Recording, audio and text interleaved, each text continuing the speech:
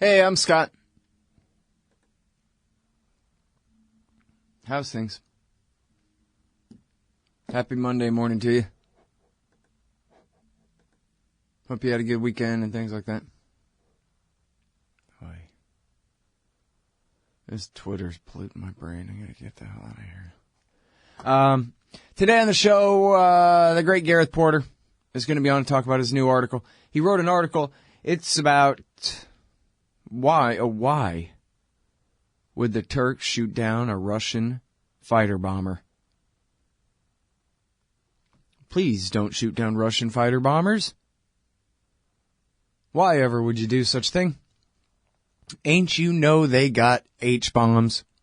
That means nobody shoot them. Pretty simple rule. Anyway, so Gareth's going to be on the show to talk about that. And then I got a few more invites out. There's some people who wrote some really important things. Tomorrow, Murtaza Hussein from The Intercept is going to be on to talk about his piece about ISIS recruitment in Egyptian jails. Oh. Told you so. Told ya so.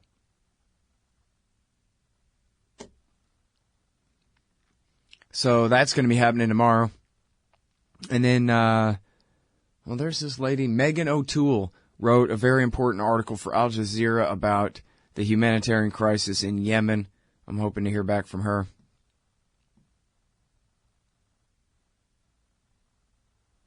And I think there are a couple others. Anyway, I don't know.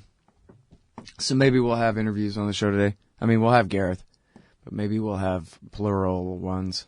Maybe only singular. But anyway, that's cool. The chat room page is broken for me. I'm sure if I had XChat or Chatzilla or whatever the hell going on over here, I could get in there. It's IRC Free Node chat room. Hashtag Scott Horton Show. Hashtag Scott Horton Show. But the problem is, at scotthorton.org/chat, at least for me, it ain't coming up. Well, let me refresh this thing again and try it. See if maybe I can get in the chat room here. But if you like doing chat rooms, and you know what it means when someone tells you that there's such a thing as a IRC free node chat room, then the one you're looking for is hashtag Scott Horton Show. And also, you can follow me on Twitter at Scott Horton Show, too. And, you know, send me tweets. If you want to tweet me. All right. Tomorrow night, here's show notes for you. Tomorrow night, me and Jeff Tucker host Eye on the Empire again at liberty.me. And on Thursday night, Hornberger, Jacob Hornberger, founder and president of the Future Freedom Foundation, will be joining me for the Future of Freedom, our Thursday night show. So that should be good. Let me clear my throat. All right. So there's that. Oh, and let me tell you this too, before we get too far into the news here, or at all into it. Roberts and Roberts Brokerage Inc. You know, these guys, they're real nice guys, particularly Tim Fry. He runs the thing. And over there at Roberts and Roberts, they help you buy precious metals. That's their thing, and they take a very slight cut. Very reasonable prices. Honest guys do good business there. And they support the Liberty Radio Network. They support this show. And they support antiwar.com. So, hell yeah. And in fact, here's some details on them supporting antiwar.com. They've got this thing that started on Black Friday. Now they're extending it through today, which is, I guess, so-called Cyber Monday, right? And all through today, any profits that they make, again, it's a very slight margin on each individual sale, but they deal in volume. They do okay. And they're giving all their profits to antiwar.com. So, if you're buying gold or silver, buy it from Roberts and Roberts. It's rrbi.co, rrbi.co. And if you do it today, gold, silver, platinum, palladium, You do it today, antiwar.com gets the profits. And, you know, as you may know, I'm basically the editor of the site, even though I was laid off 3 years ago after the FBI illegally used the Foreign Intelligence Surveillance Act to investigate antiwar.com and scared away some of our donors and stuff like that. And I got fired. I still work there full time. I just don't have a job. So, it's one of my daydreams. Someday antiwar.com will have enough revenue to give me my job back. Just for the health insurance, you know, cover the wife, basically, more than anything else. The health insurance just kills me. And I ain't signing up for no Obamacare. Because I don't want to be dependent on the state for anything because I hate them. Hate them. Okay. All right. I know. What about the roads, right? Anyway, that's rrbi.co. rrbi.co. Robertson Roberts Brokerage, Inc. They support the Liberty Radio Network. They support the Scott Horton Show, and they support antiwar.com. And today, they were really supporting antiwar.com, giving their profits up to support the effort going on over there. And let's be honest. Justin Raimondo, Eric Garris, Jason Ditz, Margaret Griffiths, the work that these people are doing every day to get the news to us, we can't do without it. It's incomparable. And so, yeah, there you have it. Support antiwar.com. It's their fund drive. Support yourself, buy precious metals at low, low prices as a hedge against future inflation. And help support antiwar.com at the same time. All right, cool. Sorry, I went on too long about that. Let me tell you this. UN says, well, IAEA, Yuki Amano says, no clear-cut picture of whether Iran worked on nukes. And, you know, I heard the National Public Radio version of this. Oh, no, don't get me started on what I heard the National Public Radio version of lately. Jesus. Oh, God, help us all. But anyway, man, so, no, I heard the IAEA version is, oh, the IAEA can't 100% rule out that Iran ever did any research on nuclear weapons. Yeah, that's a very mean way of saying they have no evidence whatsoever that Iran ever worked on nuclear weapons. They've got nothing. But unfortunately, at the end of the day, if you put Yukiya Amano, who is in the WikiLeaks, thank you Chelsea Manning, doing 35 years in the brig for our government sins, for letting us know. Yuki Amano said, oh, me, my ancestors, we have no honor whatsoever. Whatever you want us to do or whatever you want me to do or say, I'm yours, America. Yuki Amano, gun to his head, says, well, I can't prove a negative 100%. I cannot say exactly what never took place beneath every single boulder in Iran. And then you're supposed to hear that as, wow, they haven't been acquitted. Yeah, the IAEA's got nothing. Nothing. And I'm very anxious to see what the new report is going to say about Parchin and whatever. They're going to have to concede that there's no reason, no indication to think that the alleged testing chamber ever existed at that Parchin military base. It's ridiculous. But then, and here's the real wrinkle. The Iranians are saying, if you don't close the PMD file, and you sit here and try to pretend that there's still, a bunch of unresolved questions you gotta ask and answer, then we're not implementing the damn deal. Put the PMD to bed. We're sick and tired of this. That's the possible military dimensions. BS. And so, that could be a problematic problem. I guess we'll see what Yuki Amano does. At least he's the sworn agent of America, and Obama's good on this particular issue this time, right? So you're a libertarian, and you don't believe the propaganda about government awesomeness you were subjected to in 4th grade. You want real history and economics. Well, learn in your car from professors you can trust with Tom Woods' Liberty Classroom. And if you join through the Liberty Classroom link at scotthorton.org, we'll make a donation to support The Scott Horton Show. Liberty Classroom, the history and economics they didn't teach you. Hey, all, Scott here for Samurai Tech Academy at MasterSamuraiTech.com. Modern appliance repair requires true technicians who can troubleshoot their high-tech electronics. If you're young and looking to make some real money, or you've been at it a while and just need to keep your skills up to date, Samurai Tech Academy teaches it all. And they'll also show you the business, how to own and run your own. Take a free sample course to see how easily you can learn appliance repair from MasterSamuraiTech.com. Use coupon code Scott Horton for 10% off any course or set of courses at MasterSamuraiTech.com. Oh man, in my Twitter feed, 11 basic questions that stump libertarians every time. Dare I click on this?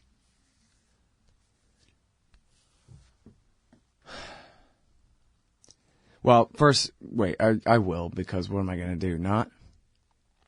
But first, I want to say real quick about how funny it is that right-wingers aren't complaining about the right-winger in Colorado Springs killing a cop and an Iraq War veteran along with an innocent woman in his anti-abortion jihad there the other day. I thought every time somebody kills a cop, it's because Black Lives Matter said that it was wrong for cops to kill people. Isn't that the cause of all violence against cops? Right, that's completely stupid. But when a black guy in Houston killed a cop, well, Black Lives Matter made him do it because they said that it was wrong for cops to kill innocent people. So, you see, then, that's why this completely insane lunatic who already had been found unfit to even stand trial for previous crimes, who killed this cop, who no one ever came up with the slightest bit of evidence that he even heard of Black Lives Matter or anything political in his whole life, who murdered this cop. Well, that's all their fault. I don't know. The left and the right.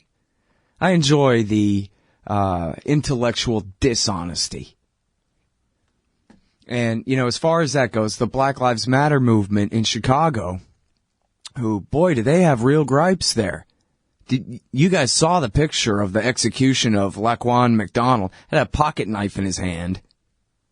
Apparently had popped a tire. Was walking away from the cops. And was a full main, 4-lane street, full lane away from the cop, who just shot him 16 times.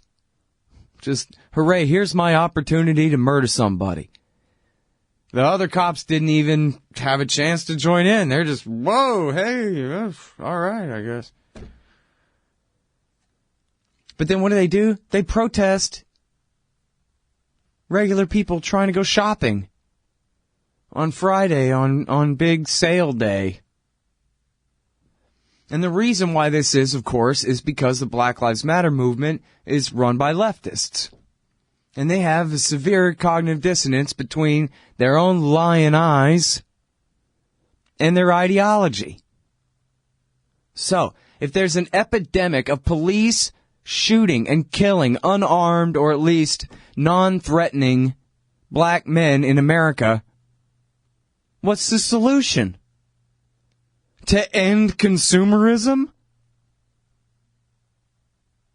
Yeah, I was reading in this commie thing about how patriarchy and hierarchy and capitalism cause racism that causes cops to be racist, that causes racist cops to kill people. So all we gotta do is, nationalize all the property?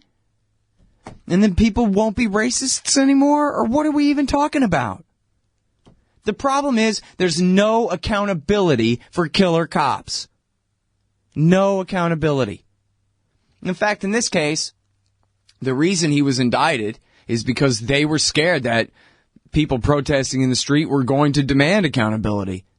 They went ahead and indicted the cop on the eve of the video being released. They were going to let him get away with it until somebody sued, an independent journalist sued, and a judge determined to release the video, that they had no right to hold it, and only then did they charge the cop with murder.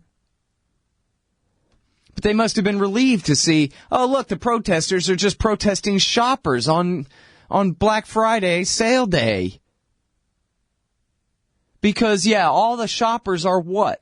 Then they're going to say, I better join the Black Lives Matter movement because once we abolish hierarchy and patriarchy and capitalism and racism, then maybe one day cops won't be racists anymore and then they won't kill blacks anymore and then it'll be great. Or they're going to say, I don't care who you are, I prefer the cops to you because you're ruining my damned day. But meanwhile, in fact, speaking of NPR, I heard on NPR a short soundbite of, I guess, a young black high school kid, I think it is, in Chicago saying, why are we protesting Walgreens? Why are we protesting these businesses on the weekend? I mean, for crying out loud, we ought to be down at the city hall, at the police headquarters, at the district attorney's office, you know, protesting the people with power. I got one. How about the Chicago Tribune? How about Occupy the Chicago Tribune? How about Occupy the DA's house? We want accountability for killer cops. How about that for a new slogan? Instead of one day in a million years after implementing, you know, the new communist man plan for the future of all of humanity, then racism will go away and then the cops will be nice. And, you know, I admit, I've never heard any leftists actually explain it that way, but I look at a lot of Black Lives Matter on Twitter, and that's basically the message. Once all politically incorrect things have been abolished, then the killer cops will be one of those things, and it'll work out. Instead of, how about letting these cops know that if they murder somebody, they will be indicted and prosecuted and they will go to prison, just like if somebody who's not a cop murders somebody. How about that? How about checks and balances, separations of power? How about figuring out a way to, I don't know, trick the district's attorney into believing that they can't be reelected as district attorney if they don't start putting some killer cops in prison? How about that? Instead, protesting shoppers, protesting capitalism and racism as though that's the problem. And, you know, I've seen Black Lives Matter leaders like Sean King and others say, you know, what's really going on here is the cops kill whoever they can get away with killing. Yeah, exactly. And they can get away with killing blacks a lot easier than they can get away with killing whites, but they can get away with killing whites pretty damn easy too. So it sure looks like a racist thing. And I know that if I was born black, I'd have a big ass afro and I'd be a revolutionary terrorist son of a bitch probably. And I would certainly see it through those eyes. But what's really going on here, as far as at least short and medium term solutions before paradise kicks in, how about some indictments of cops who commit crimes against citizens? That's what's going on here. But anyway, I don't know. And then, oh yeah, another thing. I would like to point out that for leftists who think of the Colorado Springs shooter whenever you think of gun control, what you need to realize is that it's the people whose deaths you're protesting against, the black lives. They're the ones who get gun control enforced against them, as it's always been in this country. So you need to rethink that. That was the logic behind the drug war, too. We got to protect the poor black community by being harsh on drug pushers. Hey, y'all, guess what? You can now order transcripts of any interview I've done for the incredibly reasonable price of $2.50 each. Listen, finding a good transcriptionist is near impossible, but I've got one now. Just go to scotthorton.org/transcripts, enter the name and date of the interview you want written up, click the PayPal button, and I'll have it in your email in 72 hours max. You don't need a PayPal account to do this. Man, I'm really going to have to learn how to talk more good. That's scotthorton.org/transcripts. Hey, y'all, Scott Horton here for Liberty.me, the great libertarian social network. They've got all the social media bells and whistles. Plus, you get your own publishing site, and there are classes, shows, books, and resources of all kinds. and I host 2 shows on Liberty.me. Eye on the Empire with Liberty.me's Chief Liberty Officer Jeffrey Tucker every other Tuesday, and The Future of Freedom with FFF founder and president Jacob Hornberger every Thursday night, both at 8 Eastern. When you sign up, add me as a friend on there. ScottHorton.Liberty.me. Be free. Liberty.me. All right, y'all, welcome back to the show. Oh, and in case I wasn't all the way clear about that, I'm all for Black Lives Matter protesters protesting out where shoppers can see them and that kind of thing, but that wasn't the thing. It's trying to block stores and block traffic and screw everybody over and make everybody mad. Well, who are you trying to make them mad at? The killer cops or the people who are protesting the killer cops? Think of it this way. If you were a Fed and your job was to infiltrate Black Lives Matter and make them do stupid crap in order to undermine their movement, wouldn't you have them go out and pick fights with random strangers on the weekend? Yeah. Rather than, the DA. In Denver, did you see this? I think it was in Denver where the cop shot the young transsexual girl in the car in the alley and pretended, oh yeah, she was coming right at us, and they were totally lying. Shot her right through the driver's side thing. Oh no, that wasn't the one. It was a different murder. It was a cop who murdered a guy out in the street who I guess supposedly had a knife, but was very far away. It was a different Colorado cop murder. Sorry, I get those confused. But anyway, the activists went and ran the YouTube through a projector and projected it onto the DA's wall of his house. Oh, the DA's giant mansion where he lived in the richest part of town. And nobody knows where he got his money, though. I don't know. But they projected, hey, here's a cop murdering a guy. Here's a clearly unjustified shoot playing over and over again on the wall of your home. Are you going to do your job or aren't you? Now that's activism.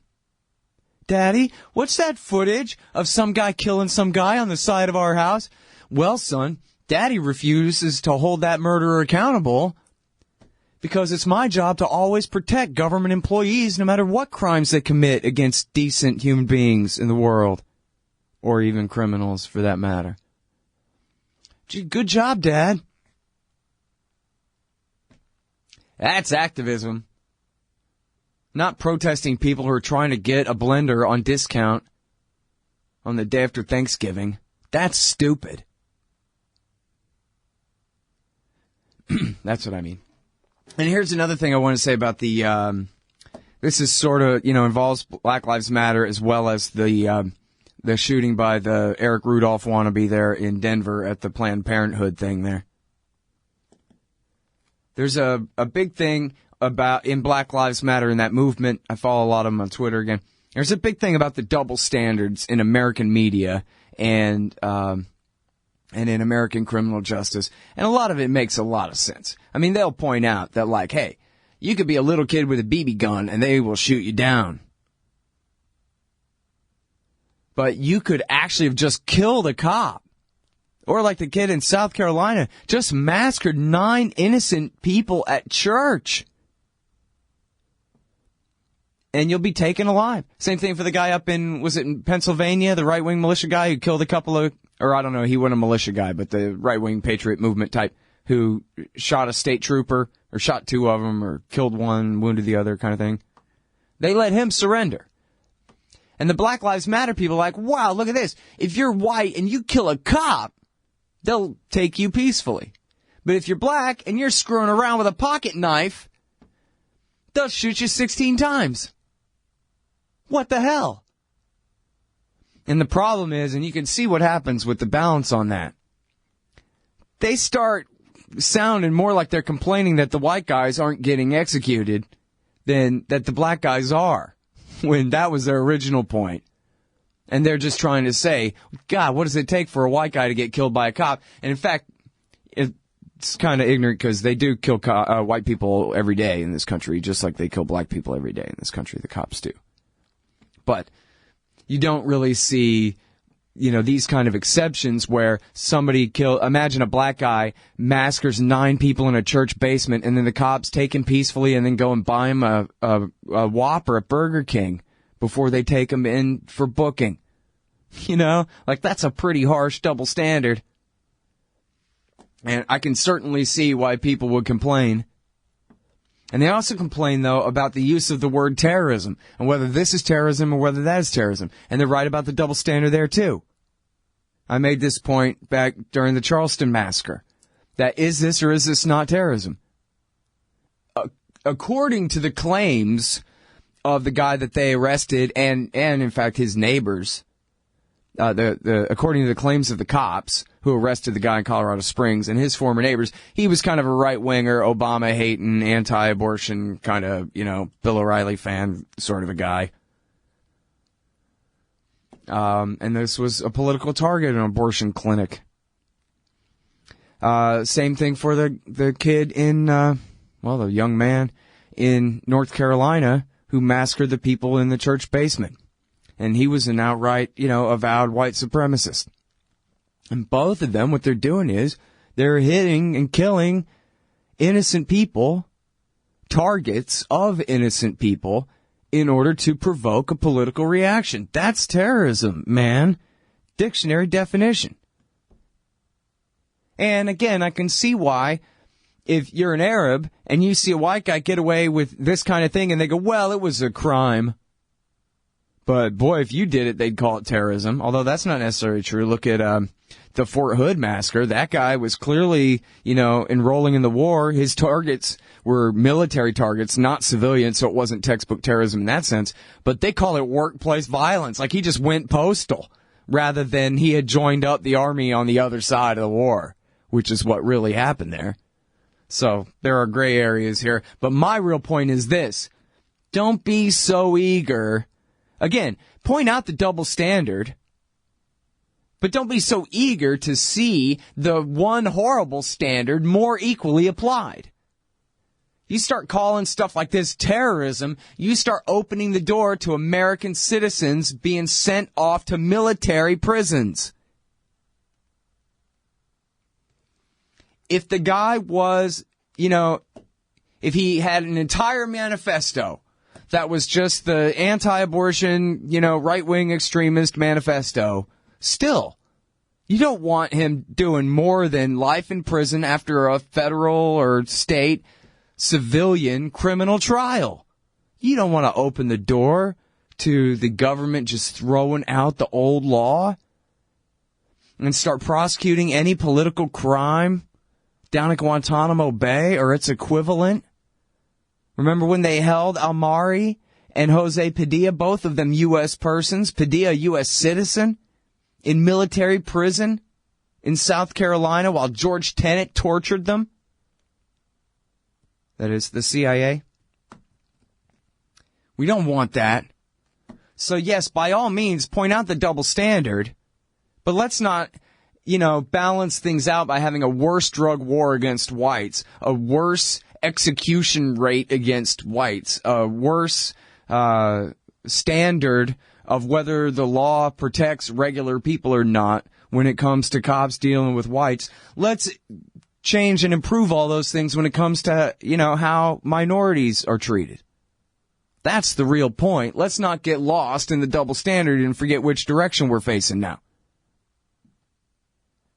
What people call privilege is not privilege.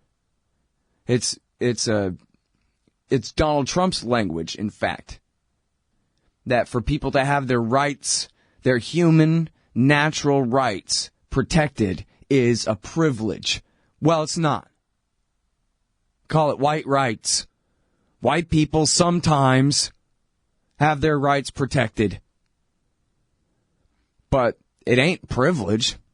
It's rights, and they're the same ones that every other human being has. And they're the same legal ones that every U.S. person has.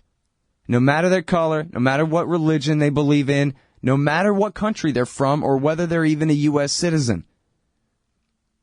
If they're in this country, they got the exact same human rights, legal, civil rights, as everybody else. And what we want is perfection, right? What we want is the Ninth Amendment, where we just can't finish coming up with things that they can't do to us. Right? Freedom?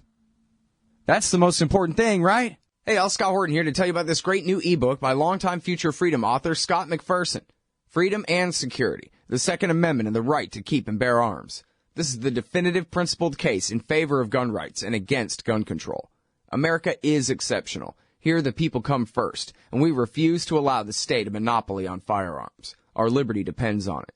Get Scott McPherson's Freedom and Security, the Second Amendment and the Right to Keep and Bear Arms on Kindle at Amazon.com today. Hey, Al, Scott Horton here to tell you about this great new book by Michael Swanson, The War State. In The War State, Swanson examines how Presidents Truman, Eisenhower, and Kennedy both expanded and fought to limit the rise of the new national security state after World War II. If this nation is ever to live up to its creed of liberty and prosperity for everyone, we are going to have to abolish the empire.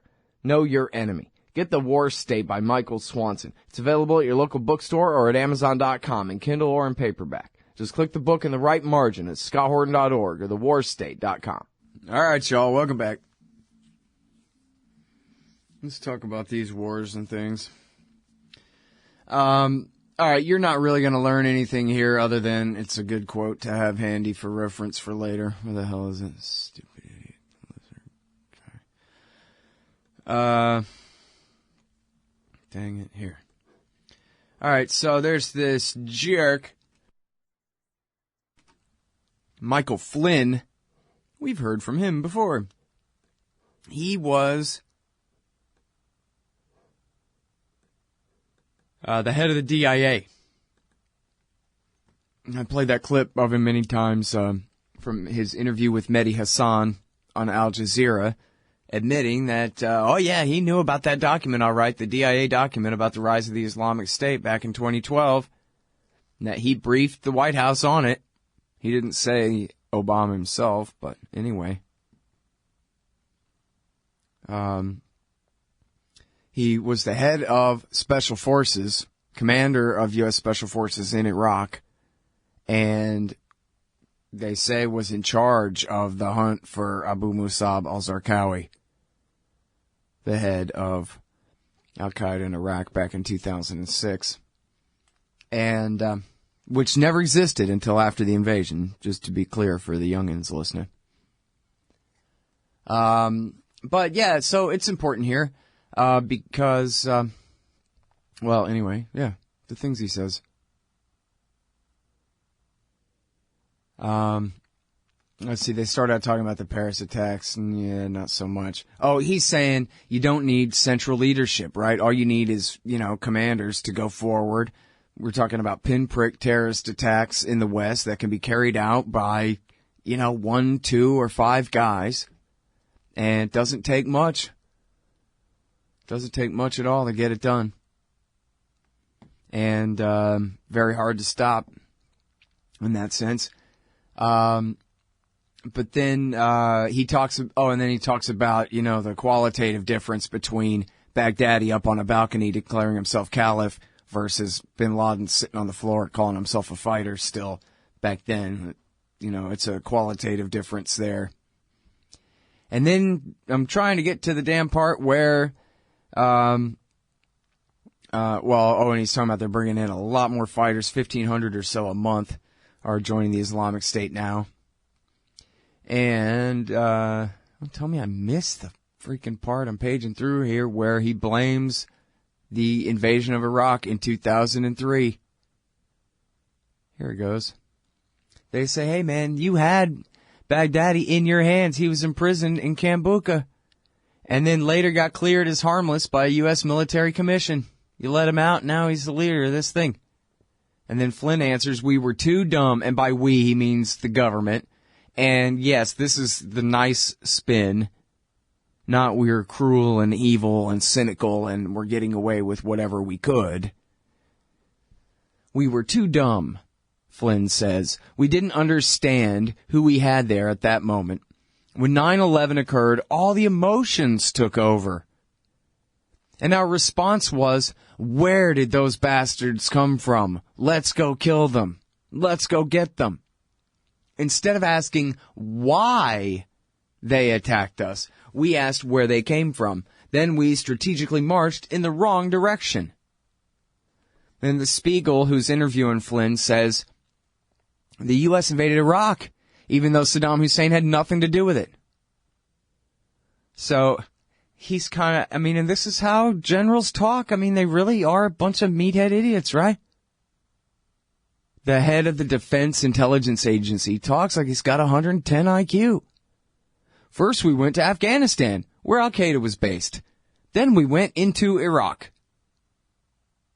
Instead of asking ourselves why the phenomenon of terror occurred, we were looking for locations, which of course doesn't account for Iraq not being a location that had anything to do with the terrorist war against the United States, which of course America had started back in 1990 and 91.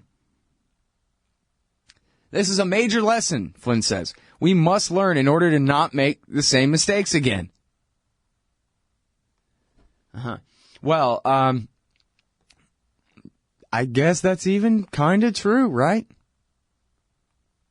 I mean, hell, I'm the one who's always saying adults are nothing but a bunch of tall children, stupid-ass monkeys, the best of you, and, I don't know. I mean, Cheney and the neocons obviously had their agendas. George Bush and Karl Rove had theirs. Ariel Sharon and Tony Blair had theirs. But the level of brick-headedness involved in the thing, too, is, it's pretty severe. And, what's funny is when I read this, I think back to right after September 11th. I was listening to talk radio, and I'm listening to this right-wing radio show. And he's got this guy on, he's saying, oh, man, our government is screwing us so bad because they just refuse to ask the real question of what motivates these guys. And unless we're honest with ourselves and we really answer this question, we're going to be,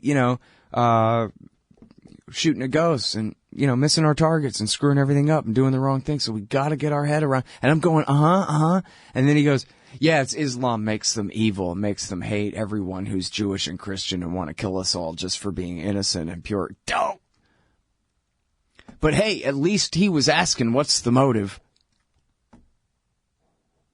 And then, so this is the part where at the end where they say, the Islamic State wouldn't be where it is now without the fall of Baghdad. Do you regret it? And Flynn says, yes, absolutely. Spiegel, the Iraq War, it was a huge error, says Flynn. As brutal as Saddam Hussein was, it was a mistake to just eliminate him. The same is true for Muammar Gaddafi and for Libya, which is now a failed state. The historic lesson is that it was a strategic failure to go into Iraq. History will not be and should not be kind with that decision. Yeah, see,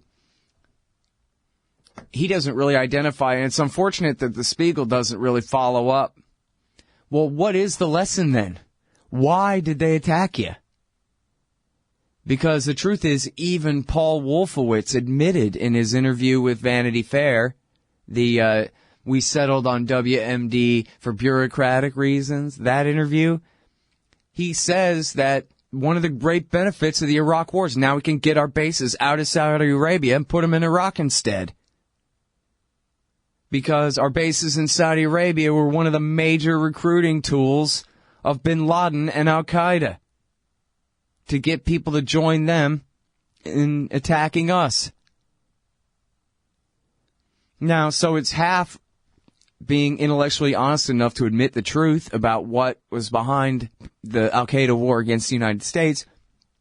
But then on the other hand, the stupidity of this Wolfowitz guy and his willingness to believe his own nonsense just never ceases to astound me, even, going back years later, looking at it. Yeah, just moving the bases of a couple of 100 miles north into Iraq and killing 1 million people and smashing that entire society, that'll really settle things down. Of course, the solution was getting the troops out of Saudi Arabia, bringing them home to America, maybe firing them, making them get jobs in the real world, providing goods and services to people, something like that. Not starting a whole new war and destroying a civilization. So you can move your bases just a little bit. There's actually a great clip, everybody. If you go and look, it's the AEI Heritage Foundation debate in 2012 where Danielle Pletka absolutely dishonestly tries to confront Ron Paul about Al-Shabaab. And Ron says, "Oh, I'm sorry, Danielle. You know, I can barely hear you. But did you say Al-Qaeda? Yeah, let's talk about Al-Qaeda." Why, right there's Paul Wolfowitz. And it was a Heritage Foundation, AEI, that's the American Enterprise Institute debate. And they were all there. They were all there, the neocons, all 60 of them. Or whatever. Anyway, and he goes, "There's Paul Wolfowitz right there. Why, guess what, everybody? He told Vanity Fair," and then repeated the story I just told you, that the reason they attacked us was because of our bases in Saudi Arabia. And then he said that was one of the good things about the Iraq War, and now we can get the bases out of there. Isn't that right, Paul Wolfowitz? Which I never seen Ron Paul bully somebody like that before in my life. But it's Paul Wolfowitz, so it was only unfortunate he couldn't smack him with the back of his hand. But anyway, here's the real punchline. Wolfowitz, I mean, you couldn't have scripted this for a sitcom with a, laugh button, better. A Wolfowitz biting on his thumbnail upside down, like literally thumb in, mouth like a baby move, only just chewing on his fingernail and slinking down as low as he can in his chair, trying to hide from everybody. Like a scene out of some corny movie or TV show. As Ron called his ass out. I'm sure you can find that on YouTube and we'll laugh. I love Bitcoin, but there's just something incredibly satisfying about having real, fine silver in your pocket. That's why commodity discs are so neat. They're 1-ounce rounds of fine silver with a QR code on the back. Just grab your smartphone's QR reader, scan the coin, and you'll instantly get the silver spot price in Federal Reserve notes and Bitcoin. And if you donate $100 to the Scott Horton Show, he'll send you one. Learn more at facebook.com/commoditydiscs. commoditydiscs.com. Hey, all Scott here. If you're like me, you need coffee. Lots of it. And you probably prefer it taste good, too. Well, let me tell you about Darren's Coffee Company at darrenscoffee.com. Darren Marion is a natural entrepreneur who decided to leave his corporate job and strike out on his own, making great coffee. And Darren's Coffee is now delivering right to your door. Darren gets his beans direct from farmers around the world. All specialty, premium grade with no filler. Hey, the man just wants everyone to have a chance to taste this great coffee. darrenscoffee.com. Use promo code Scott and you get free shipping. darrenscoffee.com. All right, guys. Welcome back to the show here. I'm Scott Horton. Every day I sit here and talk into this microphone at you from noon to 2 Eastern Time, 11 to 1 Texas Time. I did get a hold of the lady about the Yemen famine thing going on, but it doesn't look like it's going to happen until tomorrow. That's all right, though. Gareth Porter coming up with his analysis of the Syria conflict, the Turkish shoot down of the Russian fighter bomber, and what it's all about. But hey, as long as I'm talking about Michael Flynn, let me say something about this. He was asked, hey, how come Obama hasn't been bombing ISIS oil exports to Turkey? And Flynn says, it's because of environmentalism. Obama didn't want to leave oil spilled all over the ground. But then he kind of proves that he's lying, or he's using a kernel of truth to spin something else, because he says, and the thinking was that, these radical movements just burn themselves out, and so we don't have to worry about it for the long term kind of thing. Yeah, well, how are they going to burn themselves out when you're letting them export all this oil and import all the money that they're making from exporting all the oil? You dummies. And I'm thinking, here's what I'm thinking. Maybe somebody said, yeah, and also there would be oil spilled on the ground too. But that's no reason. Or, I don't know, man. Wouldn't it be fun to be a fly on the wall in the White House? So, Mr. President, the Islamic State, they got a never-ending caravan of oil tankers to Turkey that come back empty of oil and full of money. What should we do about that? Oh, geez, I don't know. I'd hate for some of that oil to get spilled on the ground along, with the blood of hundreds of thousands of people. I hate to see any of that oil spilled on the ground where, it came from. Because that would be absolutely devastating. Yeah, no, I don't think so. I think what it is a sop to the Israelis and the Saudis that, yeah, we signed a nuclear deal with Iran, but that doesn't mean we're switching to Iran. We still love you guys best, and so we'll still do whatever it takes to weaken Iran's position in Syria.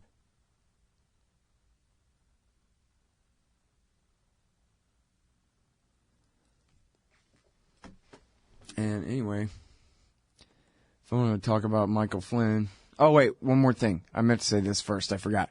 I followed the link to the 20 questions that libertarians just can't answer, and it took me to a story about George Bush telling Jeb Bush that he sucks at campaigning, according to a new book. Yeah, well, I already knew that. Well, I didn't know that George Bush had said that to Jeb Bush, but I knew that Jeb Bush sucked. In fact, I'm surprised at just how bad he sucks. But I have realized it, though. So, that's why I'm not answering that. But as long as I'm talking about Flynn, I'm going to play some Flynn that's worthwhile. This is Mehdi Hassan putting it to him. Hey, man, I want you to tell me about this DIA document from August of 2012 saying, yeah, we and our allies are working on creating an Islamic State in eastern Syria, and that dangerously it could spread into Iraq, into Anbar and Mosul and Iraqi Sunnistan. And Mehdi Hassan from Al Jazeera confronts Michael Flynn, former head of the DIA. And by the way, you should know about Flynn is that he wants ground troops, and it says in this latest interview with him too, he wants ground troops in Iraq and Syria now, and he's also been very hawkish on Iran in the past. So, it's not like he's a non-interventionist now. It's, more like confirmation bias from a bad guy who's too honest for his profession now that he's out of office. Or, well, power. And a secret analysis by the agency you ran, the Defense Intelligence Agency, in August 2012 said, and I quote, there is the possibility of establishing a declared or undeclared Salafist, it's not secret anymore, it was released under FOI. The quote is, there is the possibility of establishing a declared or undeclared Salafist principality in eastern Syria, and this is exactly what the supporting powers to the opposition want in order to isolate the Syrian regime. The US saw the ISIL caliphate coming and did nothing. Did you see this document in 2012? Would this come across your table? Yeah. I paid very close attention to all this. So when you saw this, did you not pick up a phone and saying, what on earth are we doing supporting these Syrian rebels? That kind of information is presented, and what did you do about it? Those become, I argued about it. Did you say we shouldn't be supporting these groups? I did. We argued about the different groups that were there, and we said, who is it that is involved here? And I will tell you that I do believe that the intelligence was very clear. And now it's a matter of whether or not policy is going to be as clear and as defining and as precise as it needs to be, and I don't believe it was. But in 2012, which was 3 years ago, let's just be clear, just for the sake of our viewers. In 2012, your agency was saying, quote, the Salafists, the Muslim Brotherhood, and Al-Qaeda in Iraq are the major forces driving the insurgency in Syria. Mm-hmm. In 2012, the US was helping coordinate arms transfers to those same groups. Why did you not stop that if you're worried about the rise of quote-unquote Islamic extremism? I hate to say it's not my job, but my job was to ensure that the accuracy of our intelligence that was being presented was as good as it could be. And I will tell you, it goes before 2012. When we were in Iraq, and we still had decisions to be made before there was a decision to pull out of Iraq in 2011. It was very clear what we were going to face. Well, I admire your frankness on this subject. Very clear what we were going to face. Let me just before we move on, just to clarify once more. You are basically saying that even in government at the time, you knew those groups were around, you saw this analysis, and you were arguing against it. But who wasn't listening? I think the administration. The administration turned a blind eye to your analysis. I don't know if they turned a blind eye. I think it was a decision. I think it was a willful decision. A willful decision to go support an insurgency that had Salafists, Al-Qaeda, and Muslim Brotherhood. A willful Brotherhood. Decision to do what they're doing, which you'd have to really ask the president, what is it that he actually is doing with the policy that is in place, because it is very, very confusing. I'm sitting here today, Mehdi, and I can't tell you exactly what that is, and I've been at this for a long time. Yeah. Well, the policy is survive politically, right? Do what politics demands, which is back the terrorists. But geez, don't back them too damn much, because that might affect his own personal legacy in a negative way.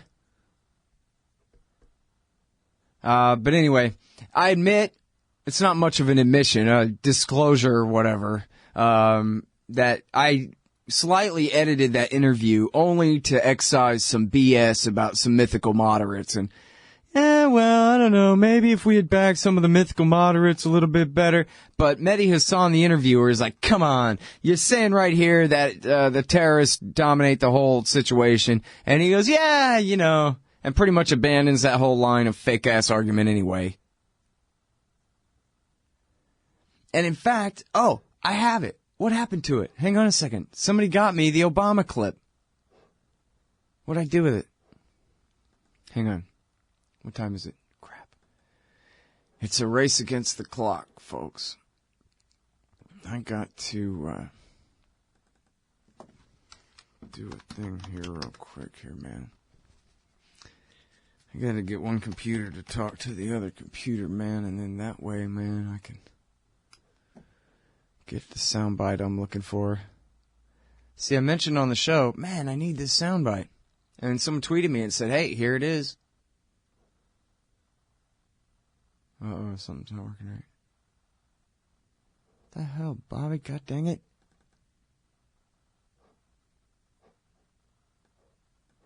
I don't know, guys.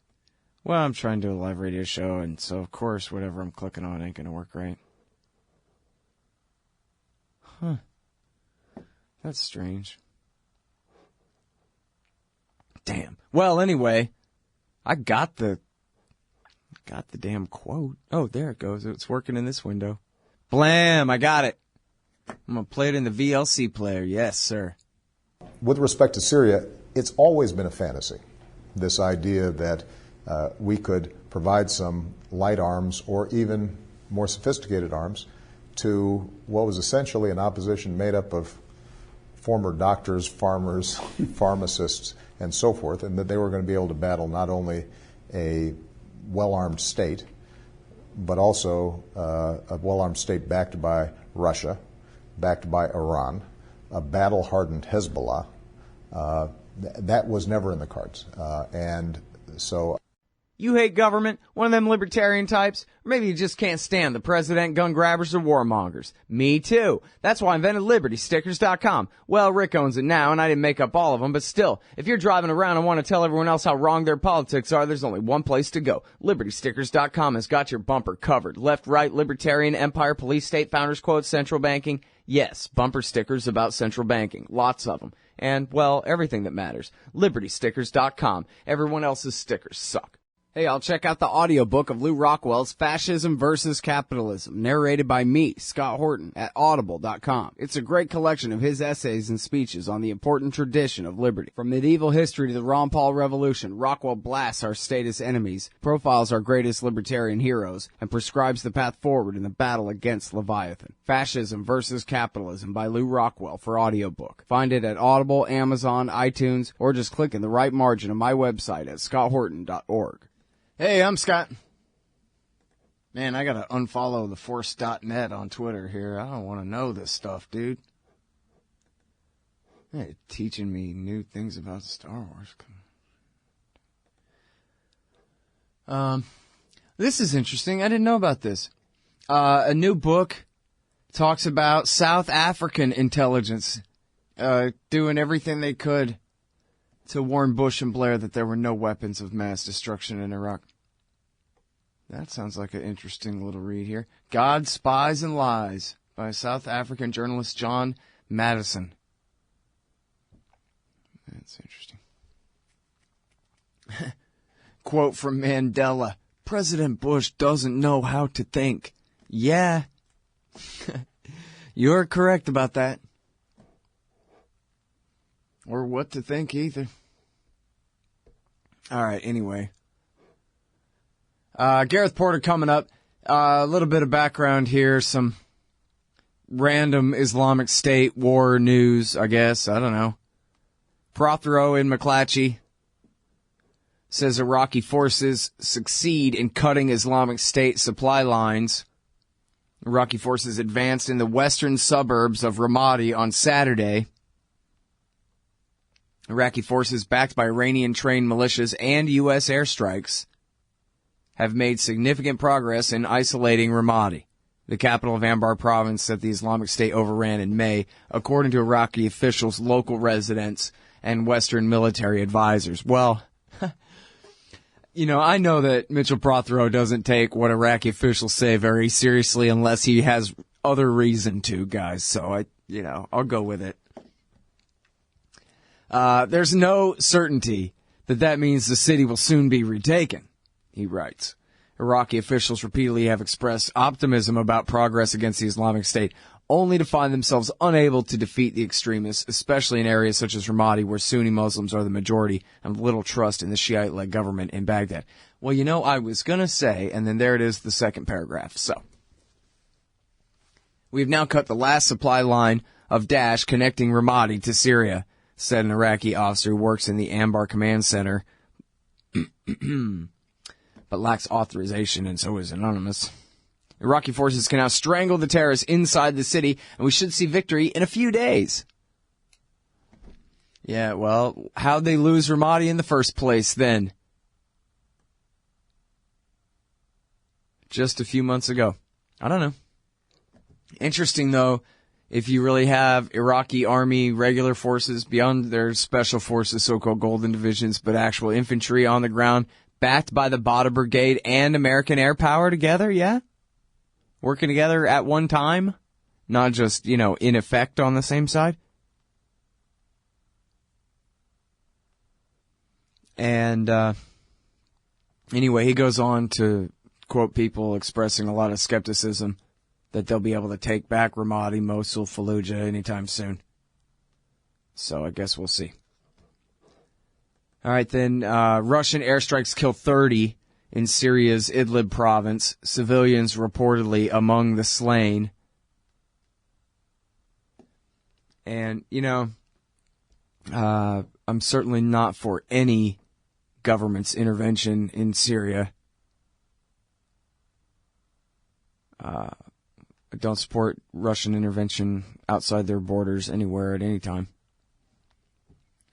But at least it would make sense, since they are allies with the Syrian state. It would make logical sense, if not moral sense, that they would work together with Syrian forces on the ground to be their actually effective air power in order to fight against Islamist militias that are trying to overthrow the government. That would make sense. But just running around doing airstrikes and bombing groups hither and yon, here and there, ISIS, Al-Qaeda, or otherwise, doesn't seem like it's going to accomplish very much. Seems more like just killing innocent people for no reason. If they're backing troops on the ground who are, have specific coordinates in order to turn the tide to win real, actual battles on the ground, that's one thing. Not that, again, it's better. It's just at least it's sensical. But the Russians acting like the Americans and just flying around bombing things. I mean, hell, it's not even a tactic, much less, part of any kind of coherent strategy. And we've seen this before, man. America occupied Iraq, had 150,000 troops on the ground, and still Petraeus' great success was over Bush, not the Sunni insurgency. He went to Bush and said, we're going to deal with the Sunni insurgency. And I need a okay from you, Mr. President, that's going to be the strategy here. Is, not surrender, but truce, at least. But they couldn't win it. So, Russia, America, every power in the North allied together and bombing the Islamic State isn't going to get rid of them. And the same thing for the Russians bombing Al-Qaeda forces that the Americans continue protesting. I mean, this has got to be the outrage of outrages. I don't know what it takes to get, people's, opinions around the kitchen table going, but when the president himself In fact, where the hell is this quote, man? I have it in one of these, don't I? Where the president is saying, well, yeah, the Russians... Damn it, where is it? Yeah, it's in Porter's piece. Obama said, hey, the Russians are operating very close to a Turkish border. If they would focus solely on ISIS, then some of these conflicts or potentials or mistakes or escalation are less likely to occur. I mean, what's the president saying there? He's saying lay off al-Qaeda. He's saying stop bombing the al-Nusra Front and their allies and the army of conquest and focus only on their enemies in the Islamic State. And of course, oftentimes they'll say, yeah, they're not even fighting against ISIS. They're only fighting against the opposition to the Syrian government, as though ISIS isn't part of the opposition to the Syrian government. They would have you believe, if you don't know anything about it, that I guess, ISIS works for the government then? And it's the moderates versus ISIS and the Syrian state allied together, is that right? No. But you might think that, reading these headlines from these people a lot of the time. And just think about that, the President of the United States himself going, bombing non-ISIS targets. I mean, come on, is that not obvious what he's saying? He could just as easily say, hey, if you were bombing al-Nusra, that would be fine too. But you're bombing very, very moderate groups like the Ahrar al-Sham, which of course isn't moderate at all, but at least he could try to pretend and lie and differentiate. But instead, he would lump in al-Qaeda with any other mythical moderate group as opposed to the Islamic State. That's obvious, man. There's nothing covert or, secret about it, man. It's right there. Slightly bothersome to me. Hey, Al, Scott Horton here. It's always safe to say that one should keep at least some of your savings in precious metals as a hedge against inflation. And if this economy ever does heat back up and the banks start expanding credit, rising prices could make metals a very profitable bet. Since 1977, Robertson Roberts Brokerage Inc. has been helping people buy and sell gold, silver, platinum, and palladium, and they do it well. They're fast, reliable, and trusted for more than 35 years. And they take Bitcoin. Call Robertson Roberts at 1-800-874-9760 or stop by rrbi.co. Hey, y'all, Scott Horton here for WallStreetWindow.com. Mike Swanson knows his stuff. He made a killing running his own hedge fund and always gets out of the stock market before the government-generated bubbles pop, which is, by the way, what he's doing right now, selling all his stocks and betting on gold and commodities. Sign up at WallStreetWindow.com and get real-time updates from Mike on all his market moves. It's hard to know how to protect your savings and earn a good return in an economy like this. Mike Swanson can help. Follow along on paper and see for yourself. WallStreetWindow.com. All right, y'all, welcome back. Here, real quick before we bring Gareth on, he'll probably want to hear this too. I know he knows it, but I only ever had this this quote on a Post-it note. But I didn't have the audio, but now, thanks to I forget who on Twitter, thank you very much for sending me this. I got the audio now. Obama on what he calls a fantasy, the mythical moderates in Syria. With respect to Syria, it's always been a fantasy, this idea that we could provide some light arms or even more sophisticated arms to what was essentially an opposition made up of former doctors, farmers, pharmacists, and so forth, and that they were going to be able to battle not only a well-armed state, but also a well-armed state backed by Russia, backed by Iran, a battle-hardened Hezbollah. That was never in the cards. And so, yeah, anyway, that was the policy he's pursuing anyway. You know, I just realized, too, that I don't have Gareth Porter on the line like I thought I did. His Skype is ringing and ringing. So you know what I'm going to do? I'm going to find some other audio to play you so I can call him on the phone. Man, all these clips are so short. I guess the Clark one isn't that short. Let's see.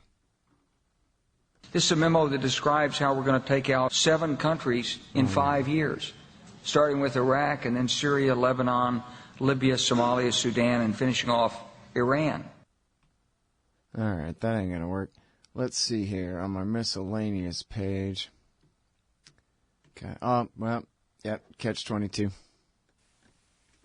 You're all crazy. Why are we crazy? Because you don't know how to stay alive. That's the secret of life. But we have a war to win. But America will lose the war. America's the strongest nation on earth.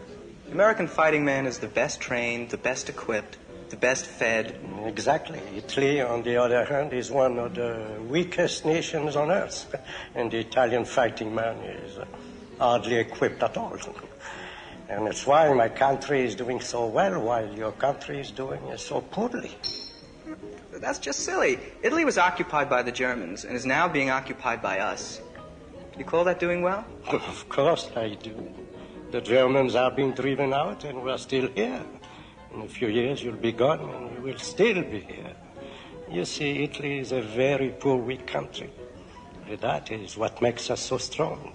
Strong enough to survive this war and still be in existence long after your country has been destroyed. What are you talking about? America is not going to be destroyed. Never. Well? Rome was destroyed. Greece was destroyed. Persia was destroyed. Spain was destroyed. All great countries are destroyed. Why not yours? How much longer do you think your country will last? Forever?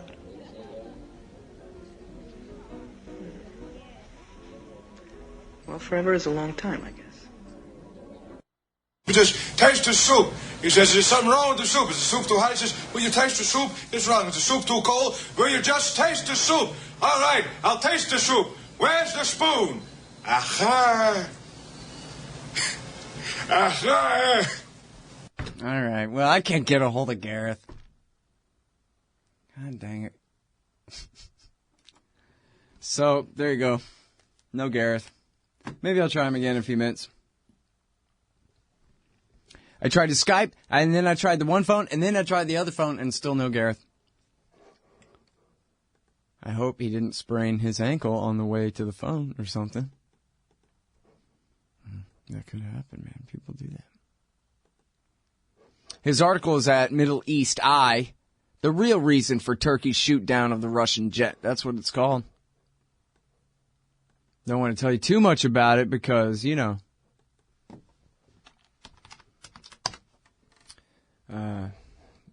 I want it to be a surprise if I get him on the show here. That's right. I'll tell you more news along these lines. I need to anyway. Russians killing civilians. Talked about that. Al-Qaeda recaptures Aleppo town, on the outskirts of Aleppo from the Syrian army.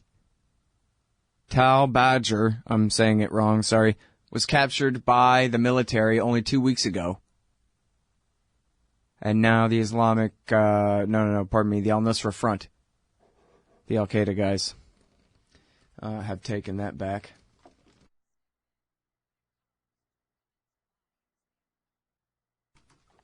So there's that.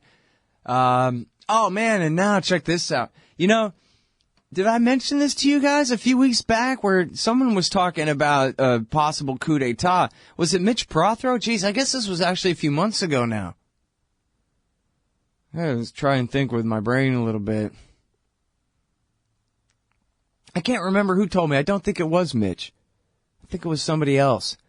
Was saying, yeah, man, there could be a coup in Iraq here pretty soon.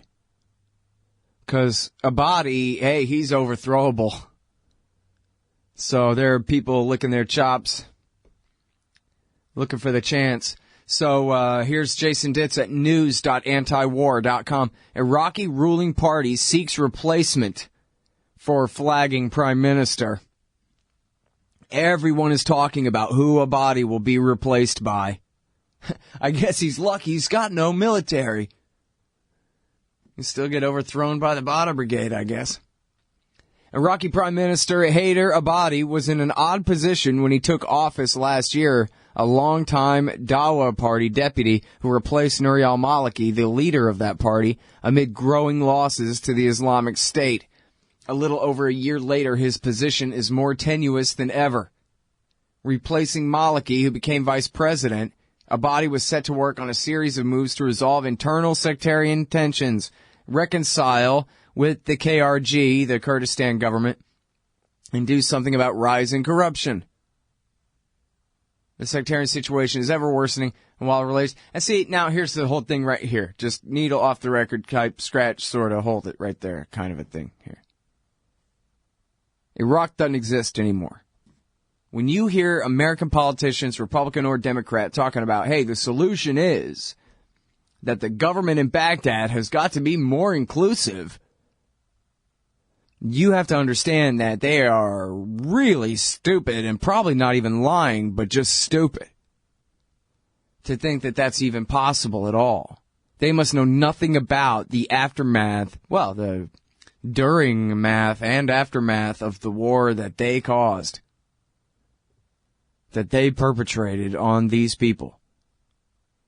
Iraq is over now. And there's no leader of the Dawa Party or any other Shiite party that has the political capital or the motivation to want to make a bunch of concessions to the Sunni, who? Tribal leaders, or who is he even supposed to make concessions to in former Iraqi Sunnistan other than the Islamic State themselves? You know, they were still paying government salaries to all the bureaucrats in Sunnistan who were having to turn over all the money directly to the Islamic State. Or maybe not all of it. And the problem was, well, if we cut them all off, then we're saying sayonara, that's it, man, you know. But if we keep paying them, and we're feeding the Islamic State our enemies by paying the civil servants who still live in their territory. And it was only recently, after, more than a year of this, that they finally cut them all off. Which is hilarious. And what amount of concessions could they make at this point? And who in Sunnistan has the power to rise up and overthrow the Islamic State?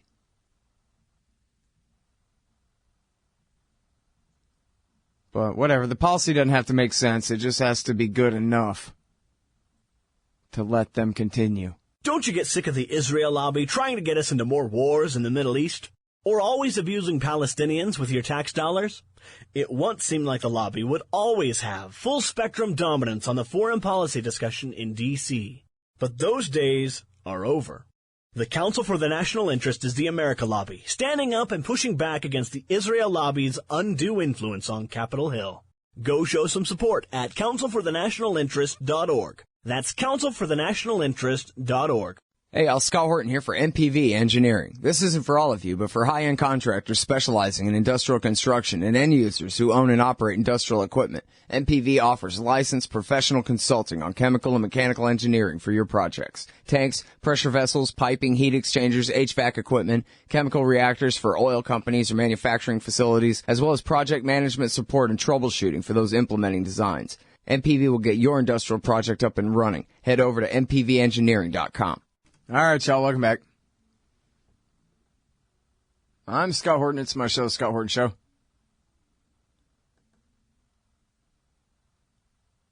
So there was a big thing in the New York Times over the weekend about the rise of the Islamic State in Libya. And I don't know, man. I guess it really doesn't matter who wins the next election. Obama apparently is just going to put it off and leave it to somebody else. Thank God for that. But I guess whether it's Hillary or Jeb or even Donald Trump, we'll have another war in Libya here soon against the guys we backed in the last one.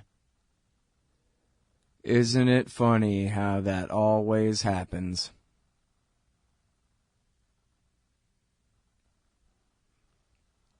So, Yeah, you can find the link today in the top headlines on antiwar.com. It's worth a read. And, it's New York Times, so, who knows? I don't know. And the truth is, too, that I haven't read a really good piece about Libya and who's who and who's on whose side and how much progress or lack thereof they're making against each other, anything like that, in almost a year. It's been since February, I think. Well, so, 9 months. 10. Since I read that thing by Belle True that I think she wrote for Foreign Policy magazine is what it was. She typically writes for the Sunday Times in London. But this one was in Foreign Policy magazine, and it was, the headline was lame. The headline was, Haftar's forces prepare to invade Tripoli or something. But she didn't even take that claim seriously in the article and explained why not, too. But in that article, she really did a great job of explaining, even how all the outside powers line up.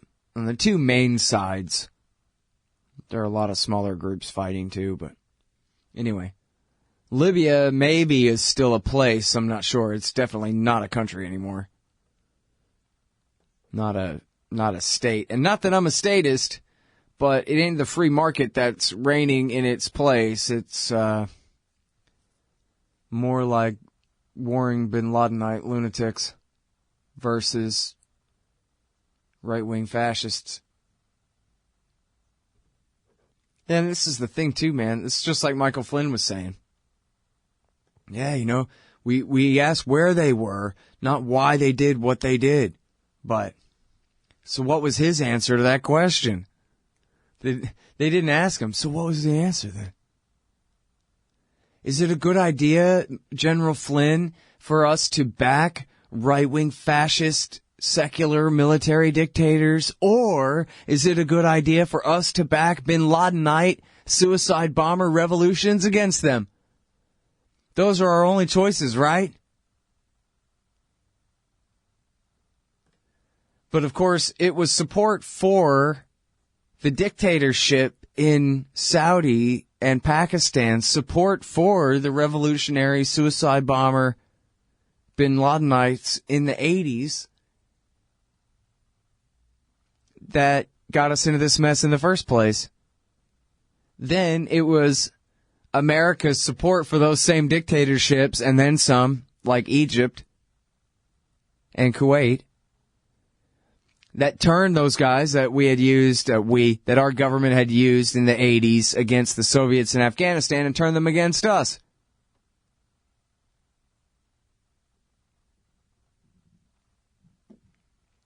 And so, which is it? Should we be backing Gaddafi and Assad and Saddam and Mubarak? Or should we back bin Ladenite suicide bomber revolutionaries against them? How about neither? How about, what a stupid conversation. Can you believe we're even having that? I mean, seriously, the only argument ought to be, no, it's counterproductive to back these secular dictatorships. The idea that it's even a controversy of whether we should be backing the suicide bomber revolutions against them or not. I mean, what is this, a comic book? No, it's Barack Obama's America, that's what. And of course, the truth is, if it was John McCain, as he's made very clear, America would have won the war for the Islamic State in Syria a long time ago. He would have gotten rid of Assad for them a long time ago.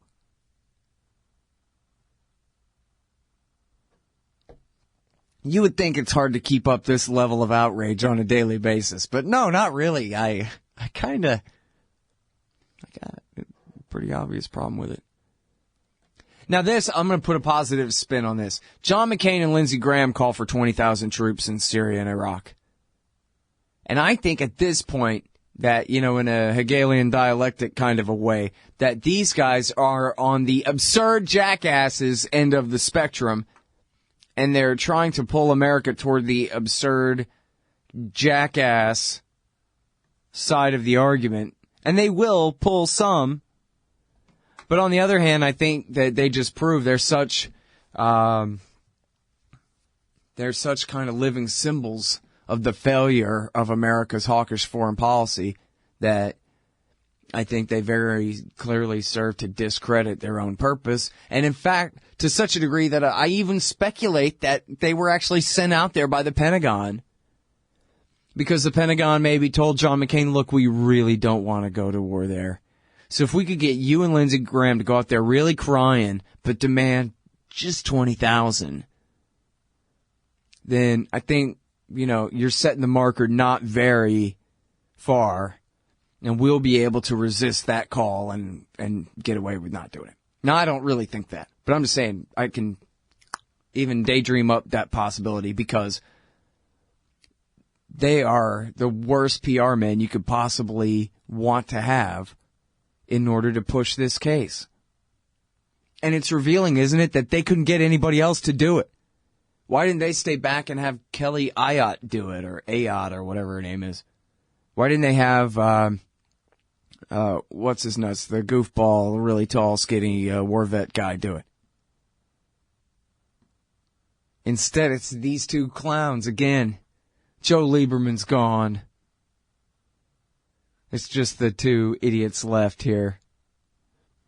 And, I don't know. I see it sort of kind of boding well for the reluctance of the American establishment to reinvade Iraq.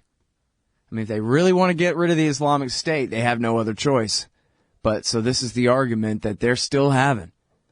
And I think the bomb them but don't invade them option is mostly holding. I mean, they have put in special forces and spies, no doubt about that. I don't know. But then, and here's the thing of it. And this is why I always say the same damn thing every day, because you got to get your head around this in case you don't yet. That George H.W. Bush and Bill Clinton got us into this mess by intervening in the Middle East, staying over there with their bases on Holy Land, and backing the Israelis against the poor Palestinians. That's what got us attacked in the first place. First World Trade Center attack, the Saudi embassy, the Khobar Towers, the African embassies in Kenya and Tanzania, the Cole attack, the attempted Millennium LAX attack, and then September 11th. All this was about American foreign policy in the Middle East, what got us into this mess. Then our government pretended like, oh, look, everybody, history began yesterday. Those planes, they come out of the clear blue sky, and there's no explanation for it except they hate us because of how good and wonderful and innocent we are. So now watch us go on to a defensive war, which is, of course, what the other side was claiming with a little bit more accuracy, even though, of course, they're attacking civilians, acting just like Republican and Democrat war criminals. But anyway, the big part of the story is that all we got to do is just quit, and at least our part of the terrorism problem will dry up and go away. Our government, at least eventually, not magically, but it was intervention that got us into this mess, not sitting around being innocent and non-intervening, refusing to intervene. It was intervening. And then the same thing happens after Paris. After everybody knows we've been having a terror war for 15 years straight, Paris happens and everybody goes, oh my God, it couldn't possibly have been anything any of our governments have done. Again, it's their religion and our pure snow-driven innocence that causes this violence, they pretend. And in reaction, they call out, and did you guys even see this? I didn't even see this. I missed this. 10,000 British soldiers are on the streets in the UK right now to defend against terrorism. Could happen here.